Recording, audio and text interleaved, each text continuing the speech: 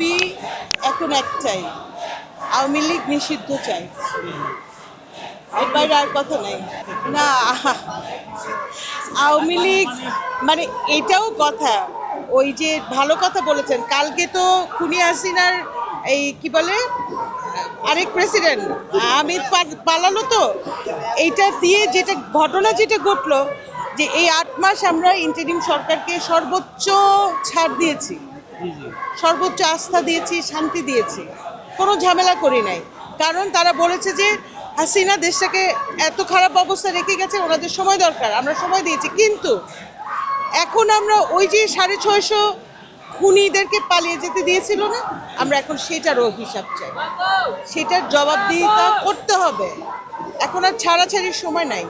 নিঃসন্দেহে ইন্টারিম সরকার। আপনি আর কাকে মনে করেন? তাহলে সরকারের পদত্যাগ চাবেন কিনা? না না, আমরা সরকারের পদত্যাগ চাই না। শুনেন, এই সরকার তো আমাদের কষ্টের ঘামের, কারো চোখ গেছে, কারো হাত গেছে, কারো পা গেছে, আর মানুষের জীবন গেছে, তার উপরে তো এই সরকার তো সরকারের সম্পত্তি না, ইন্টারিম সরকার আমাদের সম্পত্তি। এই যে রাস্তা দেখছেন, প্রতিটা ইঞ্চি রাস্তার মালিক জনগণ এখন, কারণ এটা কোনো নির্বাচিত সরকার না।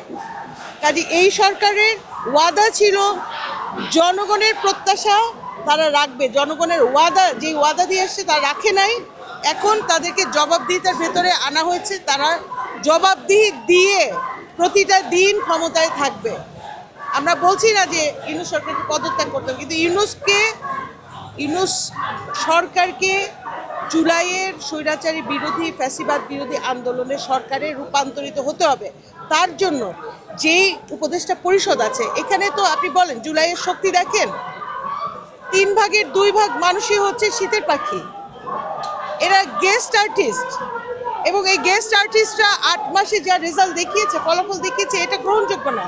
তাহলে এই উপদেষ্টা পরিষদকে সংস্কার করতে হবে, পুনর্গঠন করতে হবে। সত্যিকারে গত 16 বছর যারা লড়াই আন্দোলন সংগ্রামে ছিল, তাদের শক্তিকে নিয়ে উপদেষ্টা পরিষদকে পুনর্গঠন করতে হবে, এবং সত্যি একটা জুলাইয়ের গণ অভ্যুত্থানের যে গণদাবি, তার সরকারে একে পরিণত হতে হবে।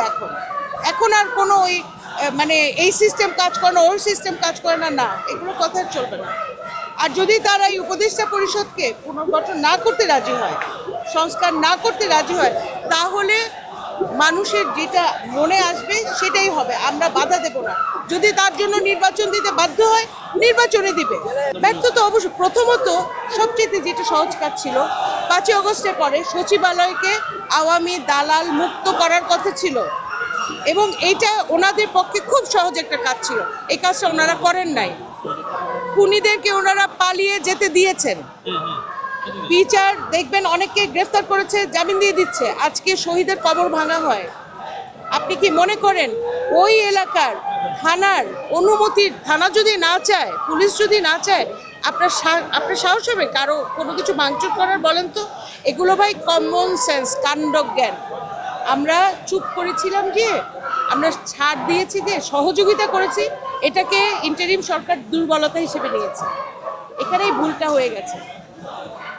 ব্যর্থতার দায় আমাদের না, ব্যর্থতার দায় যে সমস্ত ব্যক্তিরা ক্ষমতায় গেছে, সেখানে আপনি উপদেষ্টা শুধুমাত্র, যত পরামর্শ, যত সহকারী, বিশেষ সহকারী, এমনকি ছাত্র প্রতিনিধিরা গেছে না প্রতিটা মন্ত্রণালয়ে, এদের ব্যর্থতা, যা দায়ভার, যা কনসিকুয়েন্স হবে, সমস্ত কিছু তাদের উপর দিয়ে যাবে, আমাদের উপরে দিয়ে না।